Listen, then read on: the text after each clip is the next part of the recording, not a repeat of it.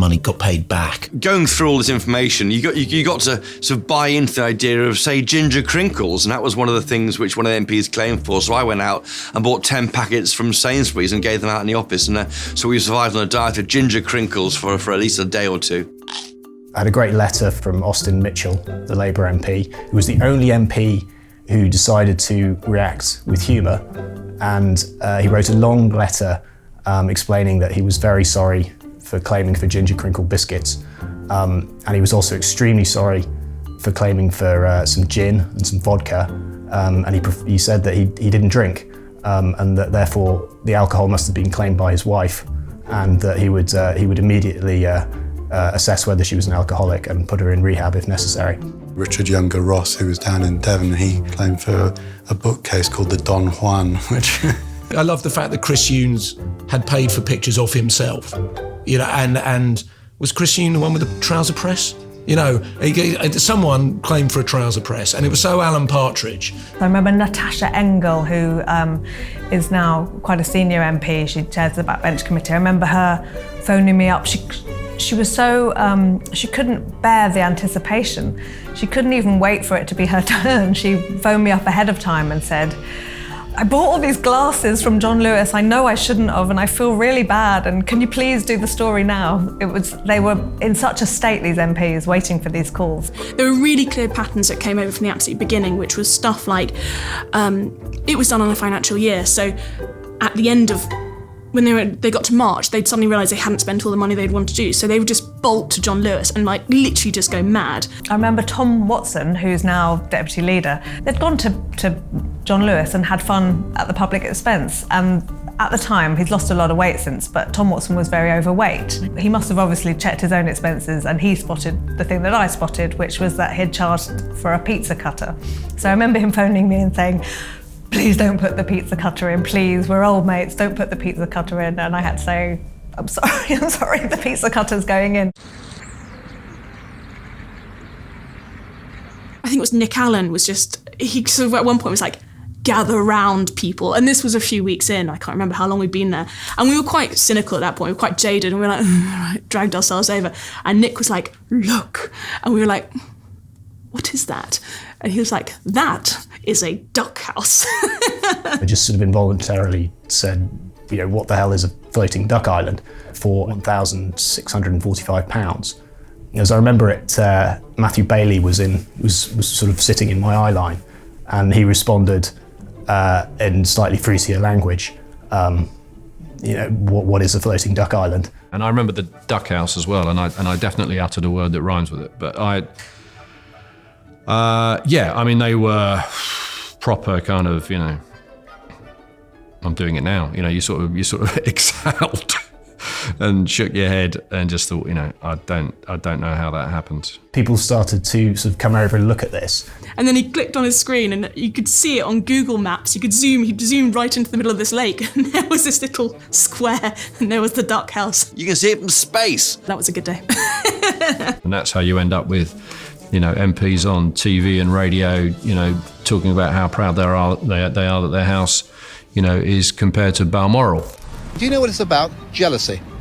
I've got a very, very large house. Some people say it looks like Balmoral. It's not particularly attractive. It just does me nicely. You know, not a great moment. There'd be Labour MPs who'd want to talk about their expenses and talk about perhaps what the Telegraph had got, and they would come in and they'd be very sheepish, they'd be very quiet. A lot would be very upset and in tears. And I would sort of say, trying to cut to the chase, look, what are we talking about here? Is this overly complex mortgage arrangements, or is it consumer goods? You know, I remember it was Rosa being like, somebody's claimed to clean their moat. And it was just like this, you know, like Rosa in full outrage. And she was just like, she was just really cross. And she was just like, I mean, how could somebody claim to clean their moat, for God's sake, you know? I was genuinely taken aback and shocked at that. Yeah, I was the moat. So this was Douglas Hod. It was Rob who rang Andy Coulson, because it was very early on, and saying, yeah, it is bad, and saying, there's a moat. Now, Mr. Hogg always said that he never specifically claimed for the moat, that it was part of a deal with the fees office to allow him to claim the full allowance to maintain his estate. But to the public, it stank. But as to the claims that I made, they were agreed in advance and in writing, and fall within both the spirit and the letter of the rules. Those moments, the moat, the duck house, you know, they weren't subtle. They were, you know, they were crystal clear, damaging moments for the Conservative Party, and we all knew it. Some veteran politicians are horrified at the wounds inflicted. Mention expenses, and the fury was switched on like that. It was the symbol, if you like, of one rule for them and one rule for everybody else. Now, it would have been a powerful story at any other time, but this wasn't any other time. It was coming in the wake of the crash of the banks, and more importantly, coming in the wake of the bailout of the banks, a time when it appeared that men, largely, who wear suits, yes, who live and work in Westminster, were all right, but ordinary people were suffering. And so the news that you could claim for your dog food, for your duck house, enraged a country that was already pretty enraged. It really touched a nerve with people, the sense that there was this organised racket against the people that had been going on for many years, and by our own diligence and good fortune, we'd been able to lift up that stone and shine a light and where one had never been shone before. What will have angered the public was that MPs were claiming for exactly the sort of things that they have to go out and buy out of their own pocket. The stuff that sticks in my mind is really the flipping of houses. I mean, these people who were building up property empires by moving from one house to the next, claiming the mortgage interest, paying for the renovations of these properties. Yeah, I mean, sure, the small claims were funny and they added to the public shock about the whole thing, but I just did not realise till I saw that some of these people were getting rich. Well, I was astonished, even as someone who'd been heavily involved in this and had been aware of some of the abuses. I was astonished at the venal nature of some of these claims. The most egregious ones were the house flipping claims, which never got held to account, and they should have done. Some of those were astonishing. And the MPs, some of those MPs got re-elected, and they shouldn't have done. MPs who behave now, we shouldn't have got re-elected. This was, just not on at its lowest level and an outrage at its highest. There were the argument in defence of it, and several people tried to make it, as you know, often against our advice. The sort of reaction to it was laughter. Matt did a fantastic cartoon. It was not necessarily unfair, which simply had two MPs walking across the bridge outside the House of Parliament, and she said, "As soon as I saw what I'd been up to, I knew the Speaker had to go." The Speaker at that time, Michael Martin, made a catastrophic and historic error. He saw himself as a kind of shop steward, a trade union representative for MPs. He saw his job, therefore, as defending them and their reputation, and the reputation of the House of Commons, against what the public were reading in the Daily Telegraph and hearing on their TV screens. So instead of becoming the agent of change, the man who said, we have to improve things, there's a man who said, we made mistakes, we can reform the system, he was the guy making excuses, which is why in the end, he was kicked out.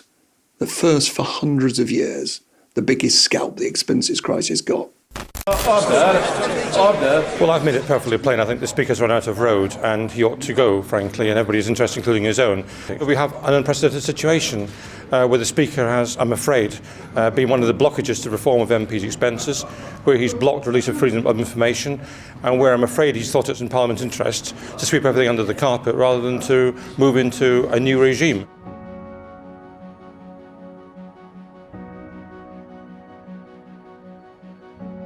Some people lost their jobs. Some people deserved to lose their jobs, by the way, so there was a bit of natural justice in some instances. I think I was sad for colleagues who I felt who had got really mixed up in a bad system and through no fault of their own. The rules were how they were at the time, the culture was what it was at the time.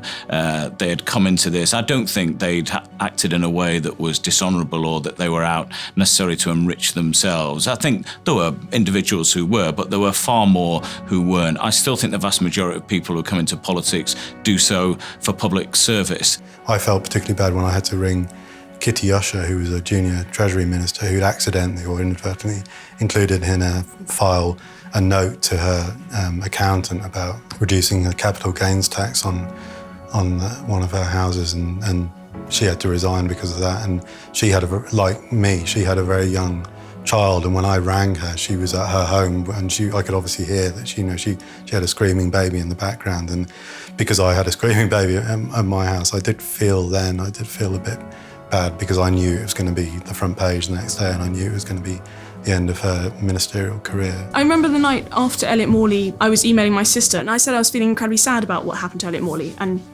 it was, you know, that his life was ruined and that was going to be devastating for him and his family and everybody else.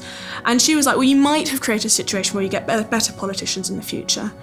And the thing is, I mean, I'm not sure if that's what happened. I think there was this enormous sort of rage from the general public that was justified, but I think it just created a really profound cynicism. A lot of MPs, I think, went through a difficult time as a result of the stories that we did, and we were very mindful of that. I think one or two in particular found it very challenging. During the process, I did make sure that I contacted the leaders of the three main political parties. Obviously, every MP was given fair notice of the stories, and they were given a chance to comment on it and to tell us that it was inaccurate, and they got a fair share of commentary in each story. But I was concerned that there were one or two who were finding it particularly challenging, and as a result of that, went the extra mile, in my mind, to ensure that they could be protected. We've had the biggest parliamentary scandal that we've seen for 200 years. And I want to apologise to you on behalf of the Labour Party for the behaviour of some of our members of Parliament. The effect of this scandal on Gordon Brown's government, I think, was terminal. David Cameron, who was the coming man, he was the leader of the opposition, he certainly took a stand saying, this is wrong, I will sort it out. But Gordon Brown was slower at that. I think it's that sort of summarised that he was so almost clinging on to power by then, it became quite apparent through the following 12 months that he would have a real problem in winning the 2010 election. Looking back now, it's easy to forget quite how dangerous these times were for Gordon Brown. Large parts of his cabinet were unhappy with his leadership. Large parts of the Labour backbenches were unhappy. There was constant talk of replacing him. Combine the economic crisis, combine his lack of personal political skills and charisma with the expenses crisis, and you had a very dangerous mix indeed. These were dangerous times.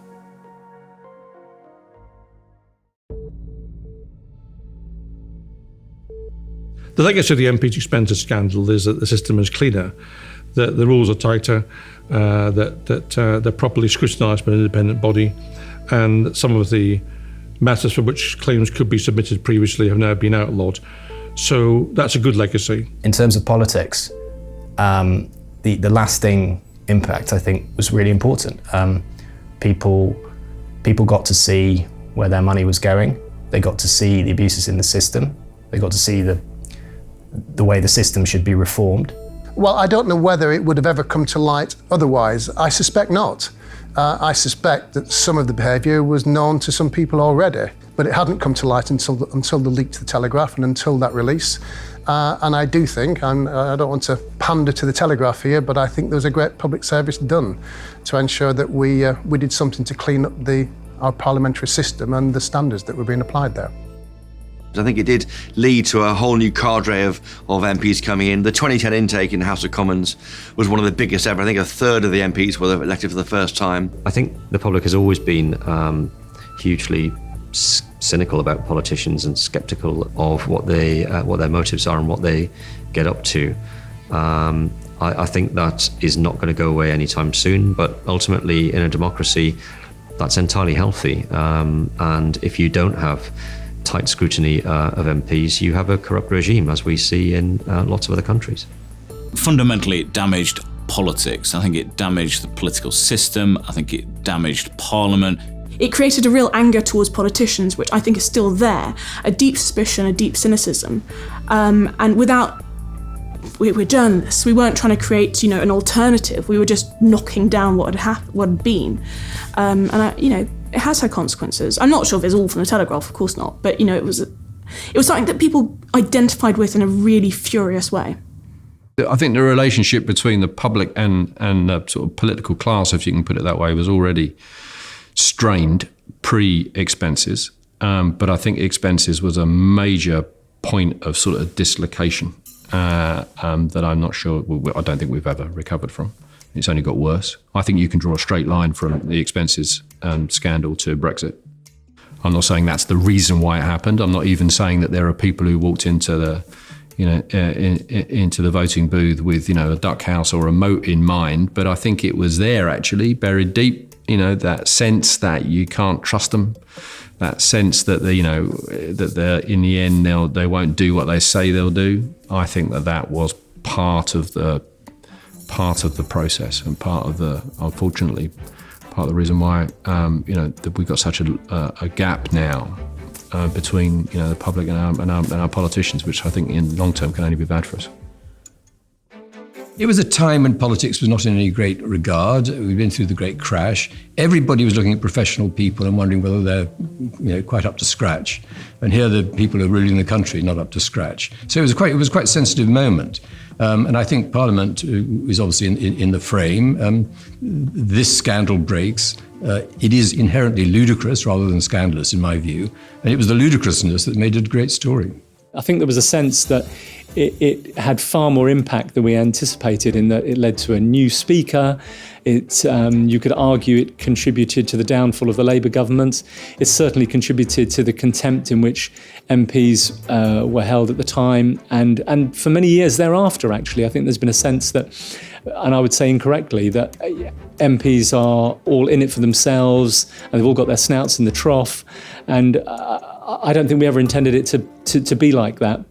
I have one or two nagging doubts about the fallout. I watched who was arrested and who went to prison, and I thought it was just a bit too easy, because they were dispensable people.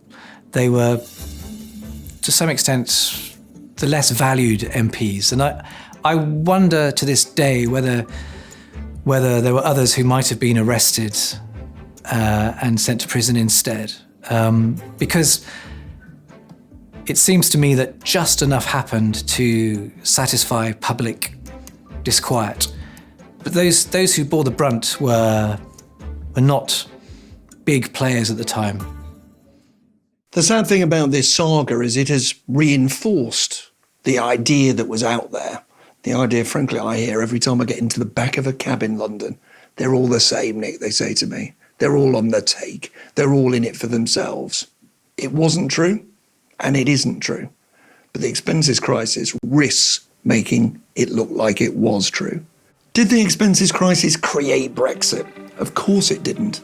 But combined with other things, it may well have created the circumstances in which people no longer trusted what they were told by politicians. On the whole, I think most MPs take the attitude that it was painful and unpleasant, but it needed to happen, and we're not going to blame the messenger. But it took a while for that generally to become the consensus, and there are certainly a few who hold a grudge.